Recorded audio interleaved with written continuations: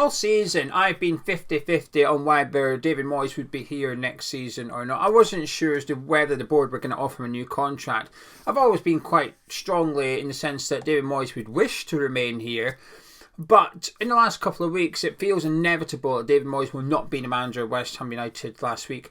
I think the way he's spoken, his behaviours have changed somewhat recently. And there's all this talk in the last week or so regarding which manager will replace him. So it feels inevitable he will go. Now, not everybody feels like that. I've been reading a lot of people's comments, and some people think that this is all smoke and mirrors, and actually it's going to be a case of, look, we tried to get Amorim, we've tried to get in this manager and that manager, we couldn't, so we're going to stick with David Moyes. He's the best one because he's better than Steve Cooper, he's better than Rafa Benitez, and I don't necessarily disagree with that sentiment, but some people are a bit suspicious that is what's going to happen and Moyes might still be here. I've always felt it hinged on the results, what we achieved this season, and we'd have to either win the Europa League or qualify for European football next season via the league. Now, obviously, we're out of European football, and qualifying through the league looks very unlikely. Mathematically, it's possible. Very, very unlikely. Frustrating, though, watching Chelsea get smashed and Newcastle lose, and at one point Man United were losing to Sheffield United. It was hard not to sit there thinking, hang on a minute, had we beaten Fulham or Crystal Palace, we'd be looking in a pretty good position right now. So mathematically, can we qualify for the European football next season? Yes, we can. I think the Liverpool fixture is a little bit more appealing than it was 24 hours ago, but it's unlikely. I've got no hope or expectation. It's gone now.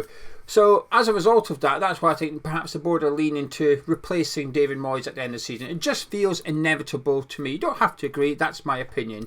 But off the back of that, and all the speculation over the last week or so that West Ham are meeting with certain managers and having discussions with them as well, it would suggest that that's exactly what we're trying to do. Now, Daniel Da Costa, who is a subscriber, made a really good point. He said, because I pushed back against the idea all this speculation is to increase the season ticket sales, because my theory was, who renews a season ticket off the back of a rumour? If when we were linked to Rúben Amorim, there's a few people said, season ticket renewal time. I thought, well, yeah, but who's going to renew off the back of us being linked to a manager?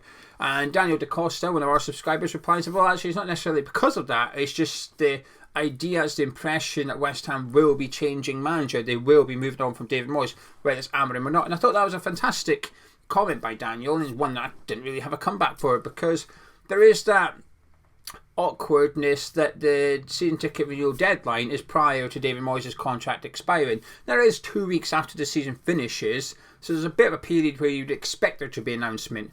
However, assuming my feeling that David Moyes is going, whether he's walking away or the club are walking away from him, because I've always thought it was in the club's decision, but actually the last couple of weeks I've started to think that maybe David Moyes would be the one that walks away, but we'll wait and see. Time will tell. But on the assumption that Moyes will not be here next season, we currently do not know the manager next season, I feel quite strongly that I would like the club to announce it before the Luton game. That's what I'm going to be discussing today. But if you're new around here, please do subscribe. Let's keep that counter ticking up if you're enjoying the content, and also do drop a like on it as well by clicking thumbs up. Clicking that thumbs up button takes you 3 seconds. It's free, helps out this video, helps out the channel, and makes me very happy. Now, I would like the club to announce it. Well, first of all, I do wonder where David Moyes sits in all this, because he's got to be wondering if he doesn't know, if he hasn't been given an answer. Because after the Crystal Palace game, the question was put to him, because he's been sort of refusing to answer questions regarding his future. Before the Palace game, the media officer at West Ham said, no, we're not dealing with discussions on Moyes' future, which was the first time they've really kicked back in a press conference, because usually they've allowed David Moyes to field those questions and he's given some sort of response. And I understand it must be quite tiring and repetitive, especially when he got asked questions prior to the Leverkusen game on Wednesday, and then on Friday he's getting asked the same questions again, and there's only just been 2 days. One game, 2 games, 2 days in between. So it must be a bit time for him. But after the Crystal Palace game, the question was altered, which was, how would you feel if the club didn't offer you a new contract? That contract was not on the table. And he basically said, fine, no problem. Which would suggest that it's in the club's hands. But I just hope bear in mind, Moyes will be aware of all this chitter-chatter. It's impossible. It's impossible to not be aware of it.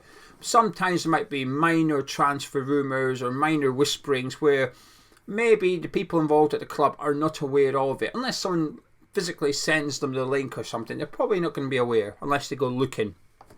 But even if you're trying to avoid this, even if Moyes was doing his best, no radio, no TV, no internet, it's almost impossible. All you'd have to do is walk into a supermarket. The back page of the paper will be about David Moyes' replacement. So he will be aware that the club are supposedly talking to other candidates. Now, the club do have plausible deniability regarding this. I think we are all, maybe most of us would suggest that there is elements of truth in the meeting with Rúben Amorim, with us talking to other managers, whether it be Lopetegui, whether it be Fonseca, that West Ham are in dialogue. But the club so far, there's no hard evidence, there's no photographs of Amorim at David Sullivan's estate like the Portuguese media are claiming. They're claiming he got off in London, he went to David Sullivan's estate, but there's no evidence of that. The only evidence is that he got on a plane and then returned back to Lisbon later on in the evening at 1 a.m. in the morning or something. That's the only thing. And funnily enough, the club unofficial lines are, and always has been, I will give the club a little bit of credit to this, because they came up with, or sort of said, they stated at the very start of the season, we will review David Moyes' position at the end of the season. That's what they said. And they've stuck to it all season. All this speculation, all this talk, not once has it really come from the West Ham side of things. There's West Ham journalists and those getting involved and putting stuff out there. But you do get the impression it's not necessarily coming from the club itself, and they're remaining quite tight-lipped. And actually, when the likes of Steinberg and Sean Whetstone do an update and they involve what the club's stance is, it's still, we will review at the end of the season. We'll sit down at the end of the season with David Moyes once the season is concluded, and we will decide what is best. So all the speculation, the club are actually the one thing that's keeping it quiet, keeping it consistent, and actually not saying anything. It's coming from other people. But I go back to the assumption, if Moyes is going at the end of the season, I hope we announce it, because I'd like him to get the opportunity to say goodbye, and I'd like the fans that want to say goodbye to him have the opportunity to do that. We've been in the past where the club just do not offer any clarification around situations like this. Sam Allardyce, for example, we all knew he was going, but there was no official announcement, and he just disappeared. Now, a lot of people disliked Allardyce. I disliked Sam Allardyce, but I think you can dislike a manager and be glad he's going, but also perhaps respect what he done for the club, or be grateful for what he done for the club. Now, a lot of people will not fit into this category regarding David Moyes, and that is fine. I understand why people can't wait to see the back of him. I get it. When I did a video with Mark on the West Ham Way yesterday, and I said, we basically discussed that, I'd like the club to announce it so people can say thank you to him if they wish. And somebody, Gary, genuinely said, anybody that wants to say thank you is on the payroll of the club. Yeah, that makes sense. Yes, we're being paid by the club to slag off David Sullivan continuously all season. We're on the payroll by the club to air any grievances we have regarding season ticket increases and the fact that we're not happy with David Moyes. That makes sense, doesn't it? So if you don't agree with Gary, you're on the payroll of the club. Simple as that, according to Gary. Here's my stance. I am glad David Moyes will likely be moving on. I am pleased he is going. I remain a little bit excited for the new manager, but at the minute, I'm quite riddled with nerves, actually, in regards to what David Sullivan is going to do. Whether he allows Steiden to do it or whether he takes charge and does it. I don't like the idea of the latter. I do not want Sullivan's fingerprints anywhere near the new appointment. My nerves isn't around David Sullivan identifying manager. My nerves is around David Sullivan allowing Steiden to be the one that has his candidate come into the club and not himself. That's why my excitement is somewhat capped because of the David Sullivan effect. But regardless, my opinion is that I'd like it to be announced. I'd like him to go. But also, I would stand and clap him at the end of the game and say, thank you very much. Because I think he's done a good job. Has it been fantastic? No. Has it been perfect? No. Could it be better? Yes, it could. But it could have been a hell of a lot worse. This is a manager that's given us 3 seasons back-to-back football in European football. I've thoroughly enjoyed it. I've loved watching it. When I was growing up, I never thought we'd see West Ham consistently in European football. I wasn't even sure I'd ever see us lift a trophy. We've done that as well. And I know a lot of people disregard the Europa Conference League. I think it's a brilliant tournament. I'm glad we won it. And it's not that I'm trying to make on it's the biggest trophy in the world or that. If you go back to the start of the season, from day one, I said we should win this. Any English team, whatever English teams in this tournament, should be aiming to win it. As simple as that. Anything else is a failure as far as I'm concerned. And I was always confident we would win it last season. Even when we were in the relegation battle, I was always confident we'd win the Conference League because we should have. We had the best team. Simple as that. All you had to do was a decent job and you would win that tournament. He did a decent job. We won the tournament. But I think where the club is now, compared to when David Moyes took over for the second time, we're in a much stronger position. There's a lot of work to be done on the squad, absolutely. But there's also a core of some really top talented players at this team. I wouldn't be surprised if the first game of next season, 7, 8 of the starting 11 are at the club today.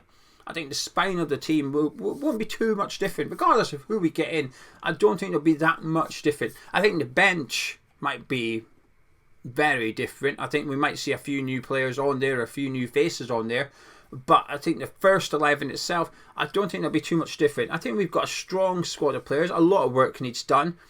But I know people say we spent a lot of money. It works out about 8th or 9th in the Premier League for net spend. And roughly where we are now. I think, like I said, he's done a decent job. But I just would like him to be given the opportunity for the farewell if he wishes. David Moyes might not want it. He might say, no, thank you. I don't want that. It's a bit patronising. I don't know. Maybe he would. I'm hoping we've still got the Conference League trophy. If we do, let him have that and walk around the pitch with it at the end of the game. Those that wish to stay and say thank you can do, and those that don't want to don't have to. They can disperse at the full-time whistle. But it's not just David Moyes, it's the players as well. Because we've got 2 players I assume are both leaving because we've not heard anything. Well, last month there was talk of Ogbonna getting a contract extension. But the likelihood, I'd imagine, is that Angelo, Ogbonna and Aaron Cresswell are both also moving on in this summer. And that's 2 players with 9 years and 10 years service to the club. And I think that's an incredible length of time to spend at a Premier League club these days. And I think both of them have been fantastic servants to the team. And I know a lot of people believe Cresswell went on strike at the start of the season. I don't believe that. I don't believe that rumour.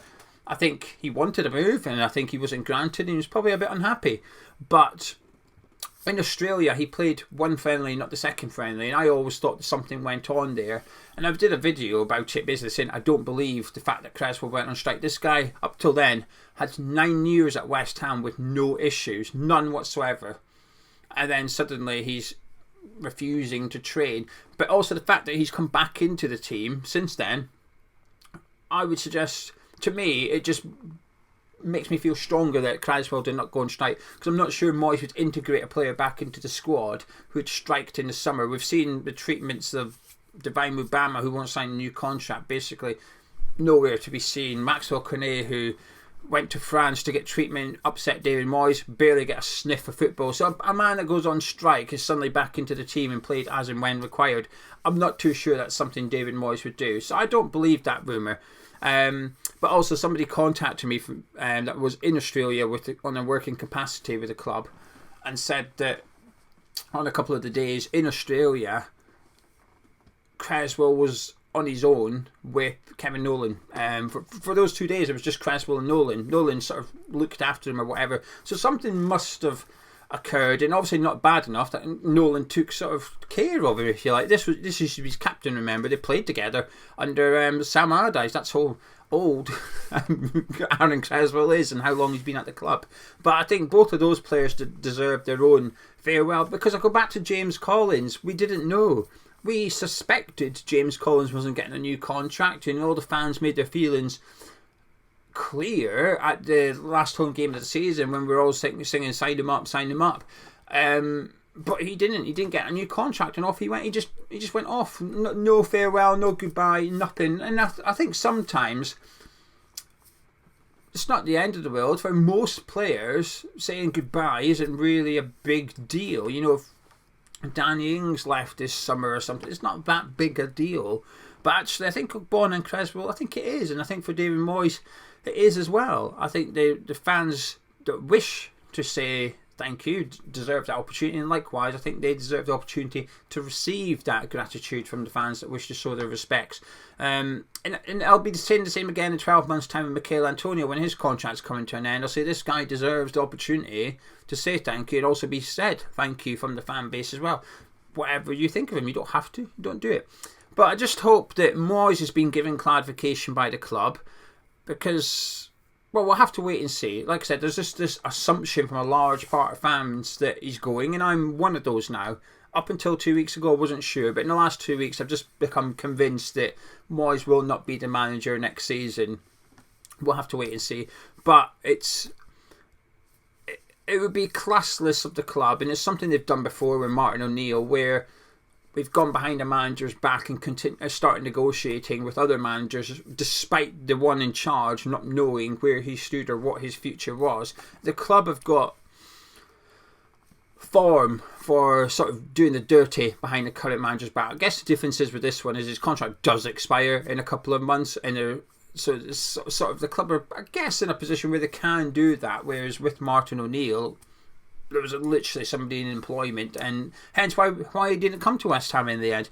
But I just hope that, the point of this video is, I just strongly hope that the club, if they have decided Moyes ain't the guy next season, or if Moyes has decided he's not the guy next season, that there's an announcement prior to the Luton game, and then after that final whistle, those who wish to say goodbye to him can do. I say goodbye. It's maybe say thank you, I guess, is perhaps the better way of putting it. Like I said, not everybody watching this. There'll be a few people watching this thinking, I know what they're thinking. They're thinking, oh, wait to hell, I don't want to do that. Why would you want to do that? This video is not necessarily, I guess, for you, because you don't want to say thank you and goodbye. That's your opinion. I'm not going to tell you how to think and feel. That's your opinion. That's your thoughts. But for myself, and I imagine a lot of other people will fall into this boat, which is a bit of clarity from the club would be somewhat appreciated at this point in regards to David Moyes' future. But not just David Moyes. Like I said, there's two players there with 19 years of service between them who may play their last game for the club against Luton. Might not even get on, they might be on the bench or whatever. But I think the opportunity to say goodbye to those as well, because we're potentially entering a new era at West Ham, and I think it would be somewhat fitting, I guess, to say goodbye to the manager and two players with such significant service behind them as we look forward to the future. When we walk out of that stadium after Luton, we can think, right, what's on the horizon for West Ham? Who's coming in? Maybe we'll know by then. It's unlikely, but we might do it. The club might have a bit of an indication as to who they think will be steering us into next season. But anyway, that's my thoughts. I just feel strongly about it, but also what it does do, and this was my point really, I forgot. I say my point. This was my domino effect thinking, which is it maybe gives the club the opportunity to negotiate with Divine Mubama and Ben Johnson. Because apparently, and this is where we'd find out the truth, apparently they won't sign because of lack of game time, because Moyes isn't playing them. Not money. They're not signing because of financial reasons, because of lack of game time. Well, if the club were to formally announce that the manager won't be here next season, it gives the club an opportunity to sit down with these two players again and say, look, the gaffer's gone. He's gone. We've announced it. He's gone. Sign this contract. Stick with us. The new manager's coming in. He'll play you. And it gives the club an opportunity to maybe convince Ben Johnson and Divine Mubama to sign up and stick around with West Ham next season. Because while we may not need to replace Mubama, Marshall can replace him. We certainly would need to replace Ben Johnson. And I think the less players we need to replace this summer, the better, because there's probably already a minimum of 5 players needing replaced without Johnson and Mubama heading out the door as well. So a lot of work to be done this summer. Like I said, I don't think the first 11 will change too much. 4 players maybe, which is still a lot. But clarity from the club would be appreciated from myself anyway. Anyway, I'm going to disappear, and please do drop a like on the video if you enjoyed it. It helps out the channel. Please also subscribe if you're new to Hammer's Chat. I'll be back later on today with Gonzo as we're previewing that Liverpool game at the weekend, and then tomorrow I'll be speaking to Neil, the Liverpool fan, to get his thoughts on everything regarding the manager situation at Anfield, and also are Liverpool now out the title race in his opinion. I'll catch up with you tomorrow.